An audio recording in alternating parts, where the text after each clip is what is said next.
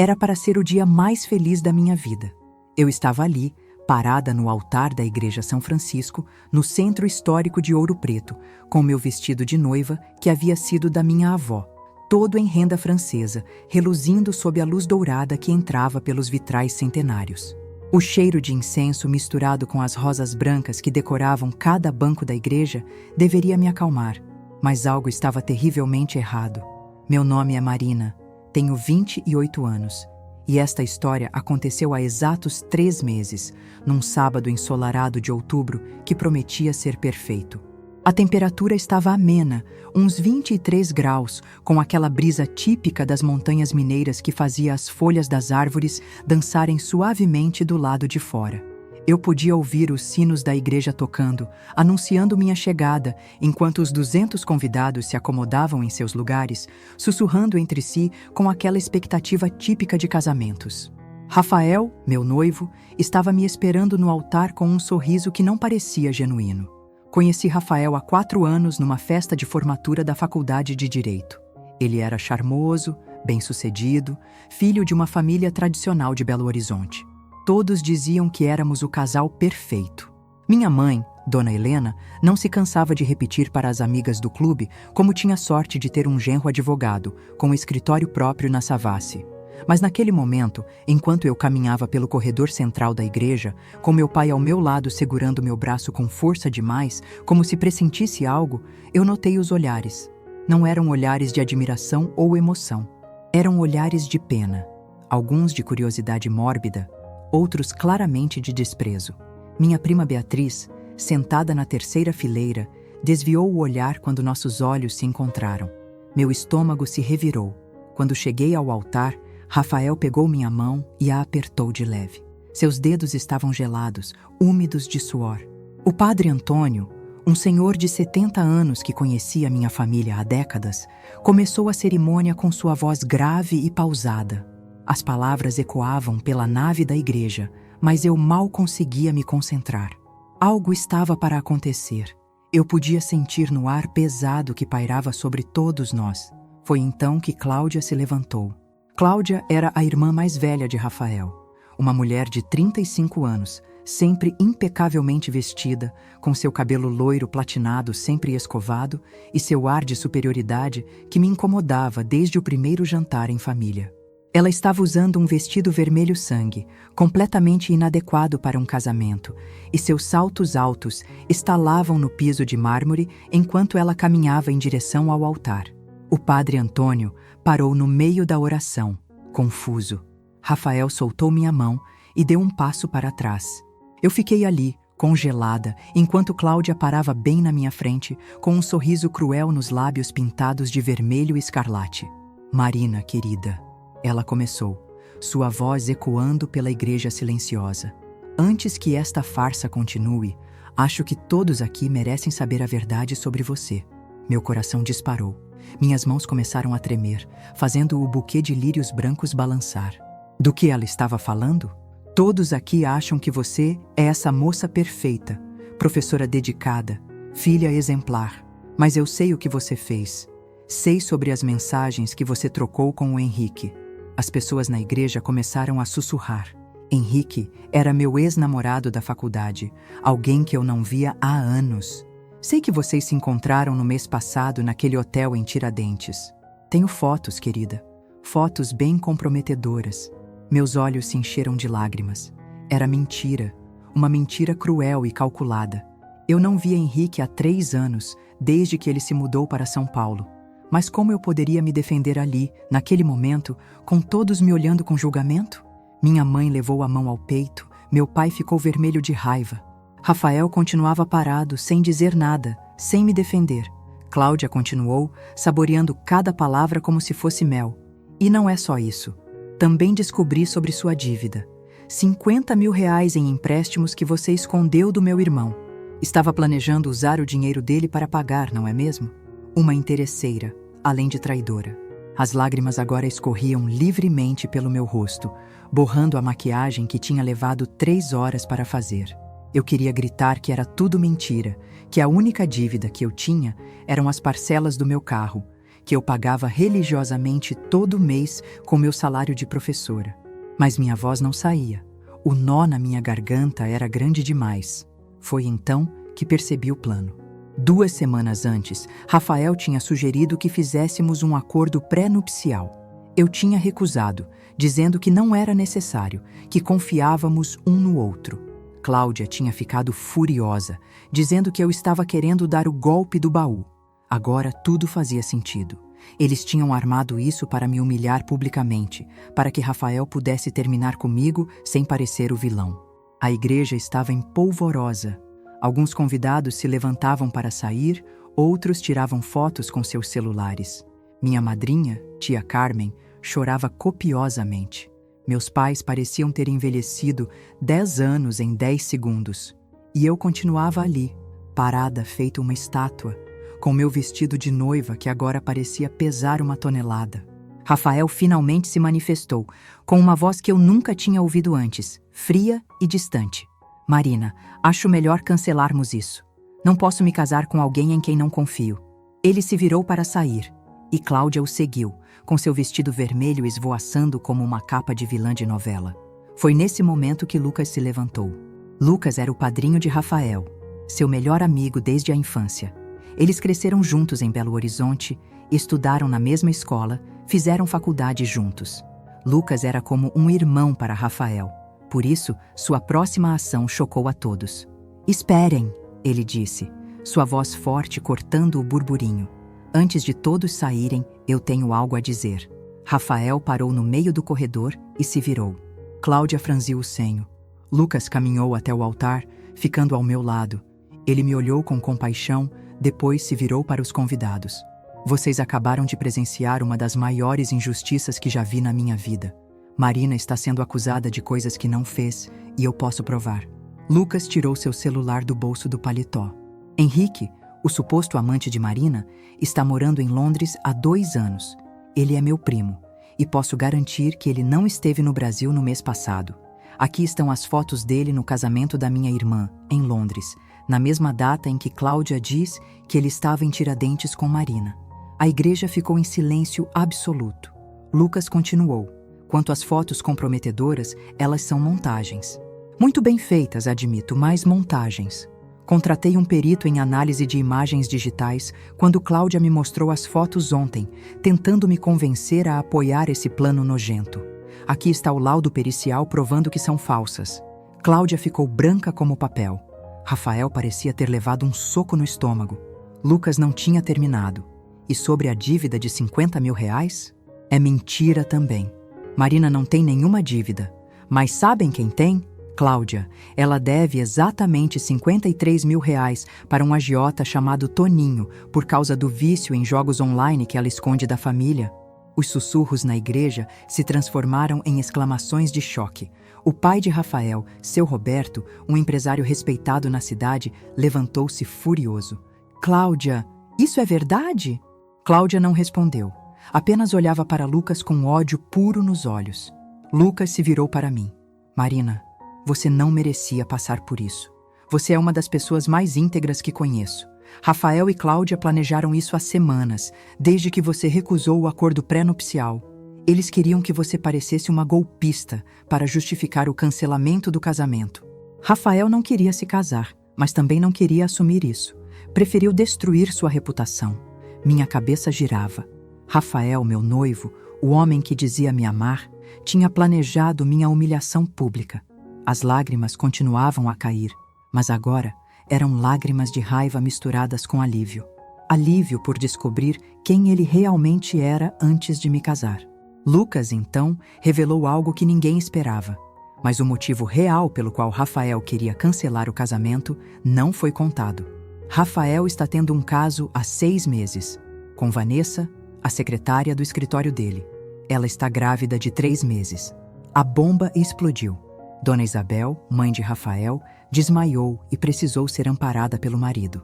Vanessa, que estava sentada no fundo da igreja como convidada de Rafael do trabalho, tentou sair discretamente, mas foi impedida por alguns convidados indignados. Rafael, vermelho de raiva e vergonha, gritou: "Lucas, você era meu melhor amigo. Como pode fazer isso?" Lucas respondeu com calma. Era seu melhor amigo, até descobrir que você estava disposto a destruir uma pessoa inocente por pura covardia. Marina não merecia isso. Ninguém merece. Meu pai, que tinha ficado quieto até então, caminhou até Rafael. Com seus 62 anos e seu jeito calmo de professor aposentado, ele raramente levantava a voz. Mas naquele momento sua voz ecoou pela igreja. Rapaz, você teve a chance de ser homem e terminar esse relacionamento com dignidade. Escolheu ser um covarde. Saia da frente da minha filha agora, antes que eu esqueça que estamos na casa de Deus. Rafael saiu às pressas, seguido por Cláudia e alguns familiares. Vanessa tentou falar com ele, mas Rafael a ignorou completamente. A igreja estava um caos, com pessoas chorando, outras discutindo, algumas me abraçando e pedindo desculpas por terem acreditado nas mentiras. Lucas se aproximou de mim novamente. Marina, sei que isso não diminui sua dor, mas você merece saber de tudo. Tenho aqui gravações de conversas entre Rafael e Cláudia, planejando cada detalhe dessa humilhação. Se quiser processar por danos morais, tenho todas as provas necessárias. Eu finalmente encontrei minha voz. Por que você fez isso, Lucas? Por que me ajudou?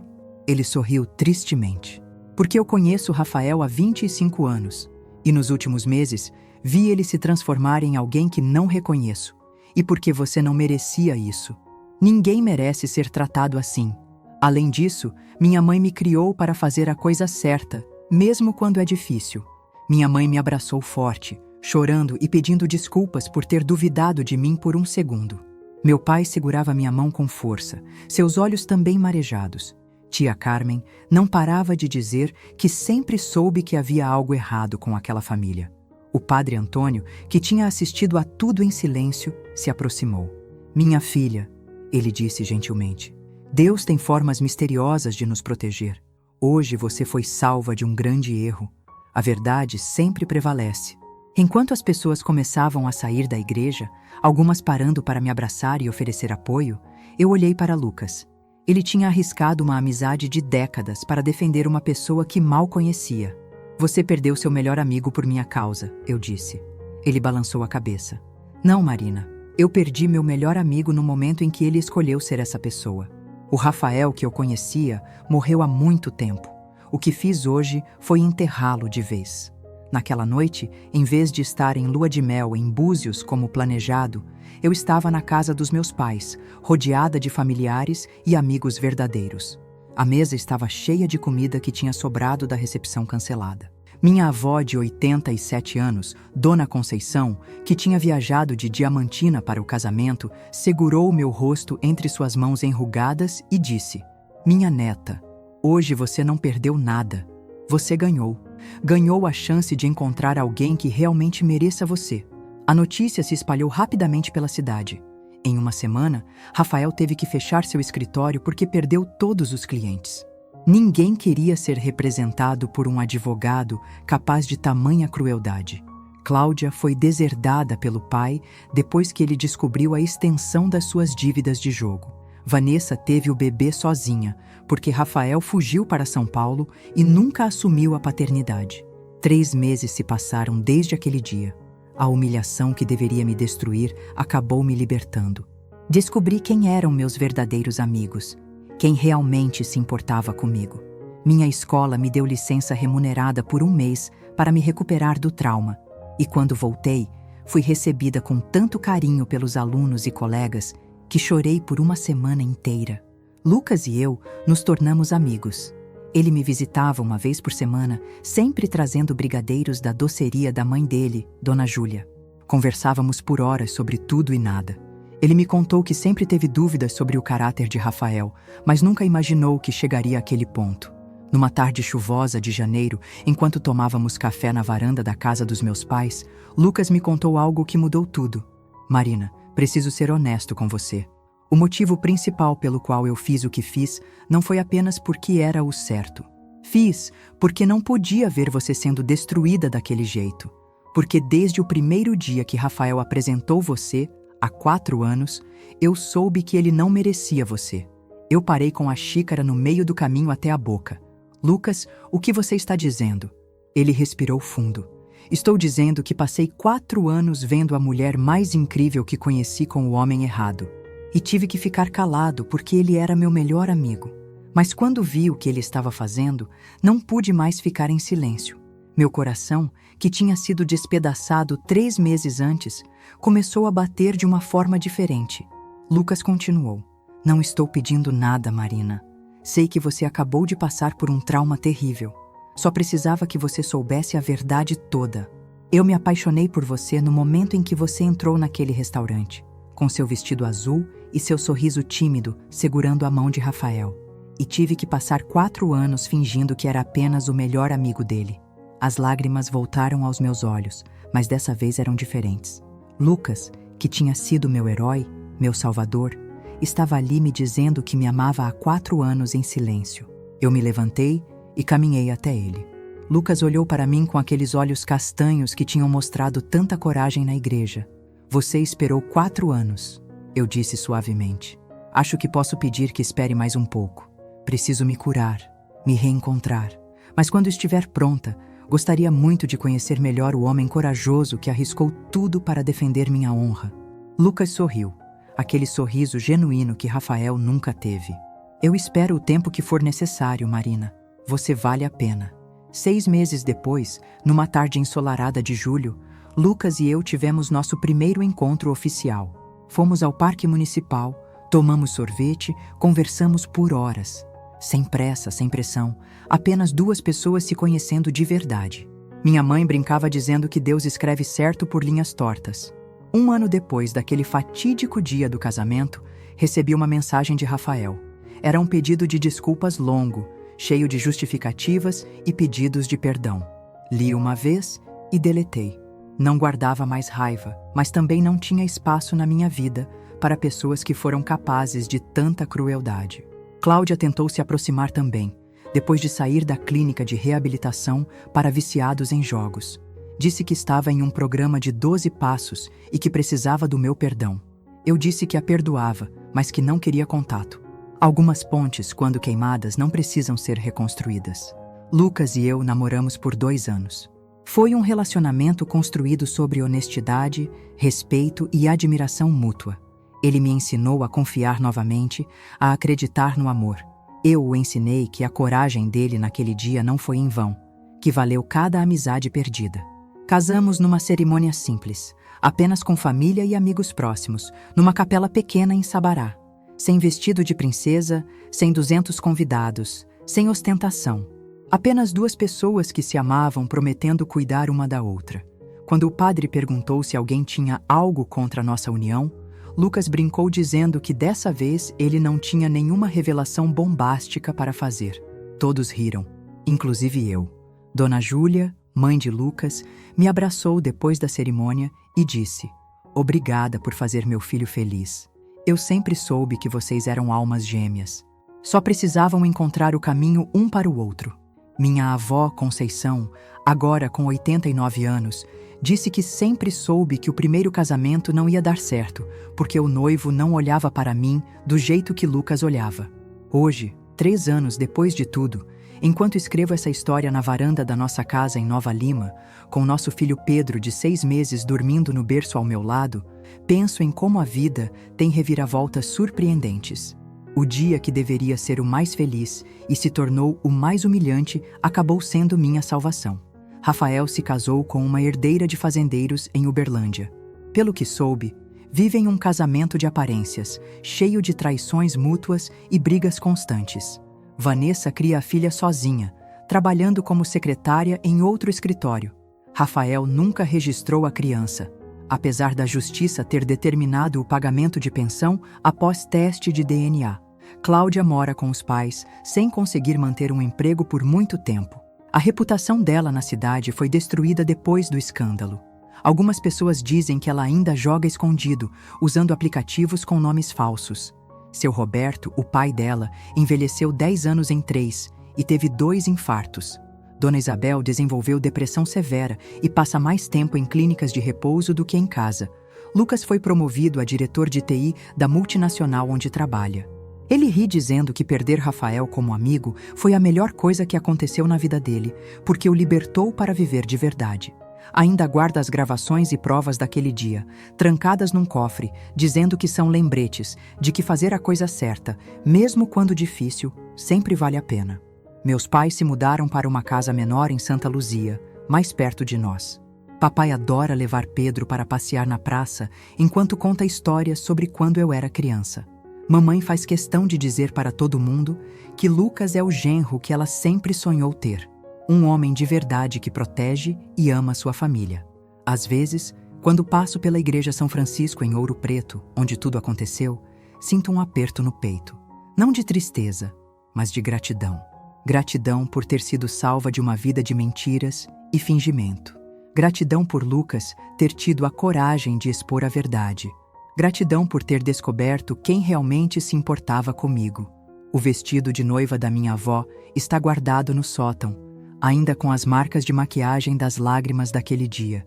Pensei em jogá-lo fora várias vezes, mas Lucas disse para guardar. É um lembrete, ele diz, de que às vezes precisamos passar pela tempestade mais violenta para encontrar o sol mais brilhante do outro lado. Pedro acabou de acordar, seus olhinhos castanhos idênticos aos do pai, me procurando. Enquanto o pego no colo, penso em como um dia contarei essa história para ele. Como explicarei que sua mãe quase se casou com o homem errado, mas foi salva pelo homem certo. Como o tio que ele nunca conhecerá, Rafael, tentou destruir sua mãe, mas acabou destruindo apenas a si mesmo. Lucas chega do trabalho enquanto embalo Pedro. Ele beija minha testa e pega nosso filho no colo, fazendo aviãozinho para fazê-lo rir. Esse é o homem que arriscou tudo por mim, que esperou 4 anos em silêncio, que teve coragem quando todos foram covardes. Esse é o homem que transformou o pior dia da minha vida no começo da minha verdadeira história de amor. A vida tem dessas ironias. O casamento que não aconteceu me levou ao casamento que deveria ter acontecido desde sempre. A humilhação pública se tornou libertação. O padrinho virou noivo. O vilão virou herói. E a noiva humilhada descobriu que, às vezes, não conseguir o que queremos é a maior bênção que podemos receber. Enquanto o sol se põe nas montanhas de Minas, colorindo o céu de laranja e rosa, Lucas me abraça por trás enquanto ainda segura Pedro. Nossa família pequena e perfeita, construída sobre as ruínas de uma mentira exposta. Ele sussurra no meu ouvido: "Obrigado por me dar a chance de te amar do jeito certo." E eu respondo: "Obrigado por ter me salvado de amar o homem errado." Dona Conceição tinha razão. Eu não perdi nada naquele dia. Eu ganhei tudo. Ganhei a chance de ser amada de verdade, de construir uma família com alguém íntegro, de viver sem mentiras ou fingimentos. O vestido branco reluzia sob os vitrais da igreja, mas o brilho verdadeiro veio depois, quando a verdade iluminou as sombras e revelou quem realmente merecia estar ao meu lado. Essa é minha história. A história de como fui humilhada no meu casamento e acabei encontrando o amor verdadeiro. A história de como um padrinho corajoso se tornou o marido dos meus sonhos. A história de como a pior humilhação se transformou na maior bênção. E se você me perguntar se mudaria algo, a resposta é não. Cada lágrima, cada momento de dor, cada segundo de humilhação me trouxe até aqui, até essa varanda, com meu filho dormindo e meu marido me abraçando, enquanto o sol se põe sobre nossa vida perfeita e imperfeita ao mesmo tempo. A verdade sempre aparece. Às vezes demora, às vezes dói, mas ela sempre encontra seu caminho para a luz. E quando ela chega, tem o poder de destruir mentiras, expor falsidades e salvar pessoas. Foi o que aconteceu comigo naquele sábado de outubro, quando um padrinho decidiu que a verdade era mais importante que uma amizade baseada em mentiras. E foi assim que minha humilhação se transformou em salvação. Meu pior dia se tornou o primeiro dia do resto da minha vida verdadeira.